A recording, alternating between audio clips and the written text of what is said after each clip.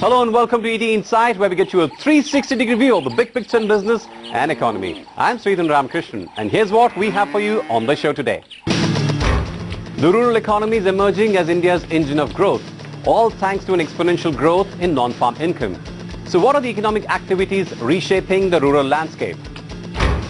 Marketers are making a beeline to get a fair share of the rural consumer's wallet, but consumption patterns have changed. So what are hot selling products in rural India and why? And why a large part of the rural population is still fixated on moving to urban centers. Our top story first. Rural India's economic landscape is changing radically, and farm incomes, which comprised about 70% of the total income 4 decades ago, has now dropped to about 45%. That change has come on account of two factors: rising social sector spending and legacy issues like small land holdings and insufficient capital in the agriculture sector. So which are the sectors that are driving growth in non-farm incomes? Nikhil Sivadas has the details.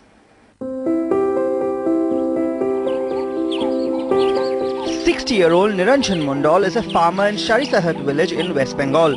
This small land has been the livelihood for 3 generations of his family, but not anymore. My plot of land is very small. It isn't enough to make the money my family needs. That's why the next generation of the Mondal family, comprising 7 sons, have taken up non-farming jobs in and around the region. Given the prices of everything, it's not possible to buy them through farming, which is why I was forced to start carpentry. According to the Labour Bureau, in 2009 and 10, for every 1,000 people employed in rural India, 576 are engaged in agriculture, forestry and fishing, followed by construction, manufacturing, community services, wholesale retail and others. This means that nearly half of rural India is now engaged in non-farm activities, and nearly half of non-farm workers are engaged in proprietary units.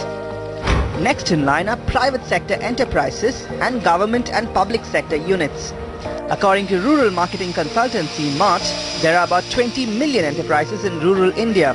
25% of these are engaged in manufacturing agricultural implements, and many of them are workshops and sheet metal units. That's not all. Retail trade has nearly doubled from about 5 million stores 25 years ago to 8 million units now. Most of these businesses have low requirements for capital, skills, infrastructure and technology, and have directly and indirectly contributed to job creation. There's a lot of new opportunities that are being created in rural India. There's a lot of non-farming service jobs that are being created either through factories and supporting infrastructure related to factories, service jobs that are related to the government. And so there's this large population set that is a non-farming population set that is actually living in these locales now. No doubt, non-farm activities have been the major driver for new jobs in rural India. Despite that, the rate of employment growth per year has decelerated in the past 5 years as compared to 2004 and 5. Experts say that the fall in employment can be attributed to increased commercialization and mechanization of farming, which in turn has reduced the need for agricultural labor. According to the Ministry of Labour and Employment, the decline can also be attributed to reduced participation of women in the labour force and increased participation in education on account of higher incomes. A lot of things are changing on the terms of the non-farm income in the agriculture area. Means like in 70s, its share was approximately 70% was the farm contribution. Now it is reduced to approximately 45%. So 55% is the non-farm. The biggest factor that has contributed to this rise in non-farm income is social spending by the government on schemes like the Swarna Jayanti Shahari Rozgar Yojana, the Prime Minister's Employment Generation Program, the Swarna Jayanti Gram Swarozgar Yojana, and the flagship National Rural Employment Guarantee Act, which guarantees 100 days of employment to one member of each rural household. In many ways, Narega has shaped the new landscape of the rural economy. It has provided employment to more than 5 crore households in the past 2 years. Narega has provided additional stability to farmers during off-seasons, helping increase overall wage levels. and its impact on the rural economy has been significant. If you look at the payout under Narega last year, it was about 44,000 crore rupees. That is almost 10% of the rural economy, because the rural economy is now about a $500 billion economy.